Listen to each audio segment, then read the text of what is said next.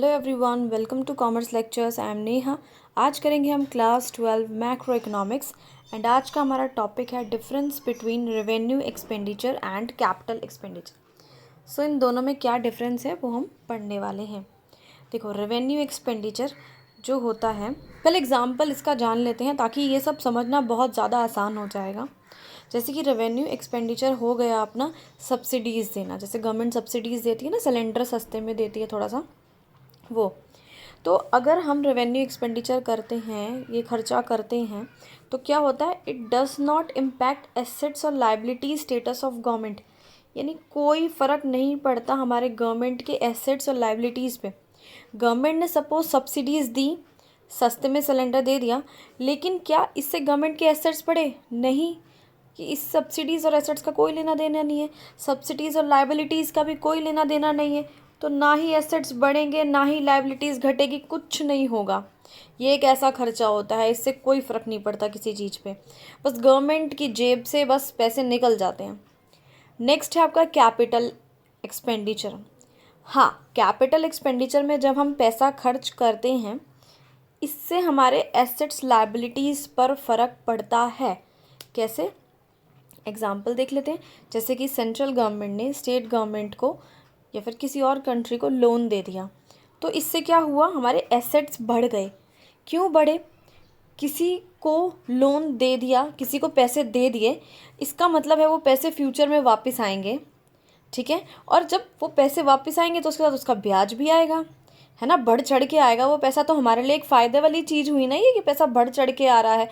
1 लाख दिए हैं तो 1,10,000, 1,08,000, 1,12,000 कुछ बढ़ के ही आएंगे, है ना। तो वो हो गया कैपिटल एक्सपेंडिचर, यानी ऐसा पैसा खर्च करना जहाँ पे एसेट्स बढ़ जाए या लाइबिलिटीज़ हमारी कम हो जाए। चलो आगे बढ़ते हैं, रेवेन्यू एक्सपेंडिचर की तरफ बढ़ते हैं।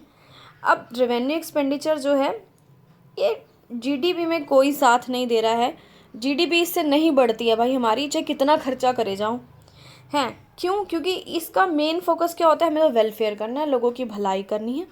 सब्सिडीज़ दे दी लोगों को, स्कॉलरशिप दे दी बच्चों को, क्या इससे जीडीपी बढ़ी? बिल्कुल नहीं बढ़ी। डायरेक्टली कहाँ जीडीपी में कुछ बढ़ रहा है, खर्चा ही खर्चा हो रहा है, लोगों की भलाई हो रही है।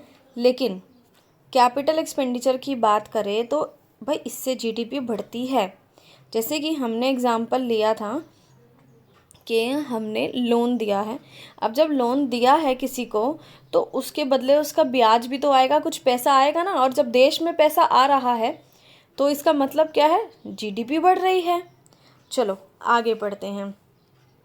अगर रेवेन्यू एक्सपेंडिचर बहुत हाई हो जाता है, यानी हम बहुत ज़्यादा लोगों की भलाई पे पैसा खर्च करने लग जाती है गवर्नमेंट, जैसे सब्सिडीज़ देने लग गई, इसका क्या मतलब होता है?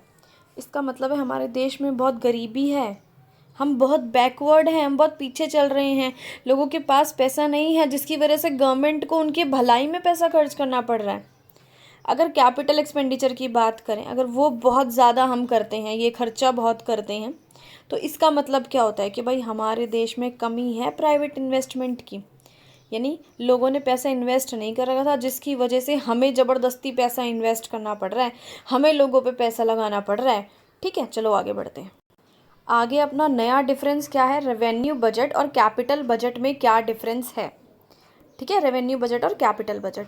तो देखो, रेवेन्यू बजट में अपने दो चीज़ें आती है, रेवेन्यू रिसीट्स और रेवेन्यू एक्सपेंडिचर, यानी रेवेन्यू से ही रिलेटेड दोनों चीज़ें आएगी। और कैपिटल बजट में भी दो चीज़ें आती है, कैपिटल रिसीट्स और कैपिटल एक्सपेंडिचर, यानी कैपिटल से रिलेटेड दोनों चीज़ें आएगी। याद करना, फर्स्ट पॉइंट बहुत आसान है। सेकेंड पॉइंट देखते हैं। अब अगर हम बात करें रेवेन्यू बजट की, तो क्या है, कोई फ़र्क नहीं पड़ता है हमारे गवर्नमेंट की एसेट्स या लाइबिलिटीज़ पर, बिल्कुल भी फ़र्क नहीं पड़ता है। जैसे कि एग्जांपल देख लेते हैं, एक टैक्स रिसीट, टैक्स के थ्रू गवर्नमेंट के पास पैसा आया, तो क्या गवर्नमेंट की एसेट्स बढ़ी? नहीं बढ़ी। टैक्स हमने भरा, हम लोग जो है कमाते हैं, हम लोग टैक्स भरते हैं, गवर्नमेंट की इससे कोई एसेट्स नहीं बढ़ी है। हम कोई गवर्नमेंट को लैंड या बिल्डिंग या मशीनरी थोड़ा ना दे रहे हैं जो उसकी एसेट्स बढ़ रही है। क्या गवर्नमेंट की लाइबिलिटीज़ कम हुई? कुछ नहीं। हमने उन्हें पैसा दिया तो इसका मतलब ये थोड़ा ना है कि गवर्नमेंट के ऊपर जो लोन था वो बिल्कुल ख़त्म हो गया, नहीं, बिल्कुल नहीं, कोई फ़र्क नहीं पड़ता है। लेकिन अगर हम कैपिटल बजट की बात करें तो भाई एसेट्स और लायबिलिटीज़ पर इसमें फ़र्क पड़ता है। एग्जाम्पल देखते हैं, जैसे कैपिटल रिसीट्स का लोन उठा लिया गवर्नमेंट ने, 5 करोड़ का लोन ले लिया, तो इससे क्या हुआ, लायबिलिटीज़ बढ़ गई। भाई सर पे जिम्मेवारी बैठ गई ना पैसा लौटाने की, लायबिलिटीज़ बढ़ गई हमारी। चलो आगे बढ़ते हैं। अगर हम रेवेन्यू बजट की बात करें तो डायरेक्टली जो है वो जीडीपी नहीं बढ़ाता है, लोगों की भलाई के लिए काम करता है।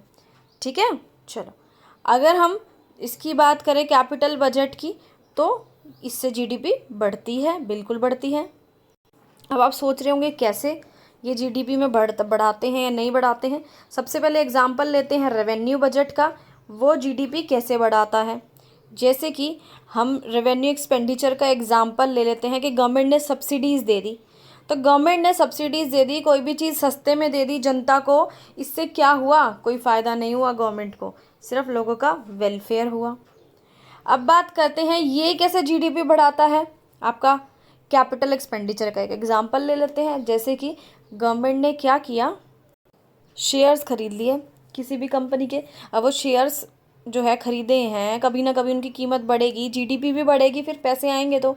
या फिर लैंड मशीनरी खरीद ली, बिल्डिंग खरीद ली, कुछ भी उसमें फैक्ट्री लगवा दी, कहीं ना कहीं से वो पैसा कमा के देंगे, है ना, पैसा आएगा तो जीडीपी बढ़ेगी। चलो आगे बढ़ते हैं। नेक्स्ट अपना पॉइंट है, अगर रेवेन्यू रिसीट्स ज़्यादा हो जाएं, यानी सपोज टैक्स के थ्रू बहुत ज़्यादा पैसा आ रहा है गवर्नमेंट के पास, तो इसका क्या मतलब है, इकॉनमी ग्रो कर रही है, बहुत आगे बढ़ रही है। अगर रेवेन्यू रिसीट्स ज़्यादा हैं तो जाहिर सी बात है, सब लोग कमाएंगे तभी तो टैक्स भरेंगे, और सब लोग कमा रहे हैं तो मतलब इकॉनमी बहुत अच्छी है। लेकिन अगर कैपिटल रिसीट्स बहुत ज़्यादा हो जाते हैं, जैसे कि बोरोइंग्स, हमने लोन उठा लिया गवर्नमेंट ने फिर क्या हुआ, इसका मतलब है बैकवर्ड इकॉनमी हमारी बहुत पिछड़ी हुई है कि हमें बार बार लोन उठाना पड़ता है, अपने पास इतने पैसे ही नहीं कि हम उसकी पूर्ति कर पाएँ। चलिए वीडियो ख़त्म हुई है। Thanks for watching this video, please like share and subscribe.